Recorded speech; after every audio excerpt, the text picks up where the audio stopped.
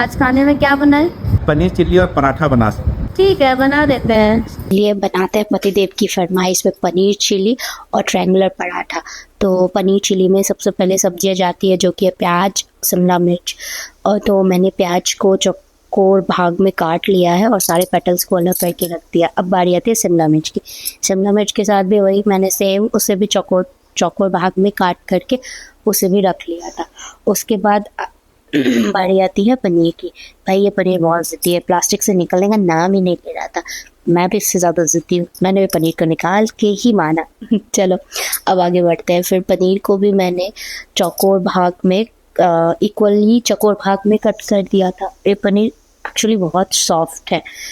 तो जब पनीर कट गया तो फिर बारी आती है गैस पे काम करने की। तो गैस ऑन करके मैंने कढ़ाई डाल दी और कढ़ाई में सरसों का तेल डाला, उसे गर्म होने दिया। उसके बाद मैंने पनीर को जो है ना डायरेक्ट हल्का सा फ्राई कर रही हूँ बिना किसी कोटिंग के, ताकि वो गोल्डन और थोड़ा क्रिस्पी हो जाए, लेकिन अंदर जो है ना वो सॉफ्टनेस बनी रहे। पनीर को और हाँ, ऑयल बहुत अच्छे से हीट होना चाहिए, नहीं तो पनीर जो है ना वो चिपकेगा तले में, कढ़ाई के तले में। जब पनीर जब गोल्डन ब्राउन हो गया तो मैंने उसे निकाल के एक बोल में जो पहले से ही गर्म पानी करके रखा था उसमें डाल दिया ताकि वो सॉफ्ट बना रहे। और उसके बाद उसी में सेम कढ़ाई में मैंने डाइस्ड किया हुआ शिमला मिर्च और प्याज को हाई फ्लेम पे टॉस किया ताकि जो क्रंच है ना वेजिटेबल्स के वो बने रहें।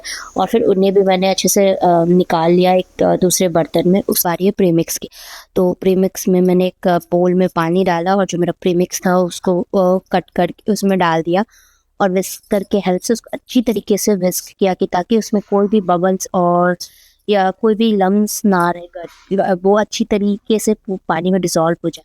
उसके बाद मैंने उसी कढ़ाई में जो एक्सेस ऑयल था वो हटा के उसमें लहसुन और कटी हुई मिर्ची डाली। उसके बाद उसमें पनीर मिक्स किया और जो मेरा टॉस किया हुआ वेजिटेबल्स था उनको भी मिक्स करके मैंने थोड़ी देर उनको अच्छे से चलाया। जब वो अच्छी तरीके से एक दूसरे में घुल मिल गए तो मैंने फ्लेम थोड़ा सा कम करके जो प्रीमिक्स था उसे डाल दिया। और प्रीमिक्स डालने के बाद मैंने लगभग 2 से 3 मिनट तक उसको पकने दिया ताकि थोड़ा थिक हो जाए उसकी कंसिस्टेंसी। उसके बाद बारी आती है आटे की। आटे में मैंने अजवाइन घी डाल के अच्छे से सॉफ्ट आटा लगाया और फिर उसके एक छोटा सा लोई लगा के मैंने वो पहले गोल शेप में उसको बनाया, फिर उसको ट्रायंगल का फोल्ड करके ट्रायंगल का शेप दे करके फिर मैंने उसको ट्रायंगल के शेप में बेला।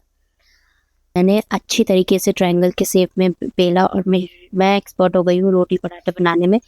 मेरी रोटियाँ गोल गोल खुद ब खुद गोल गोल घूमती है, ज़्यादा मेहनत नहीं करना पड़ता है।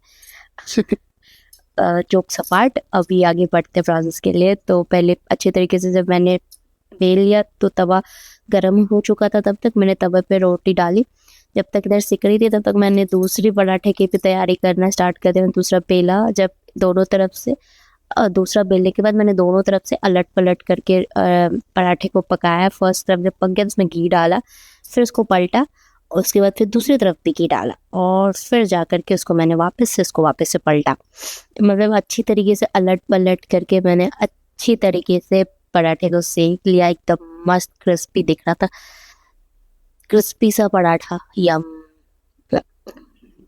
अच्छी तरीके से करने के बाद अब बारी आती है हमारी प्लेटिंग की, क्योंकि खाना अच्छा बनने के बाद जब प्लेटिंग अच्छी होती है ना तो खाने का स्वाद और भी आता है। तो प्लेट में मैंने एक बोल में चिली पनीर डाला, दही डाला क्योंकि मेरे हस्बैंड का फेवरेट है दही, बिना दही के नहीं चलता। उसके बाद मैंने धनिए की चटनी बना रखी थी, वो चटनी डाला और फिर उसमें मैं ऐड करा हमारा पराठा और लेट्स गो अब सर्व करते हैं पतिदेव को।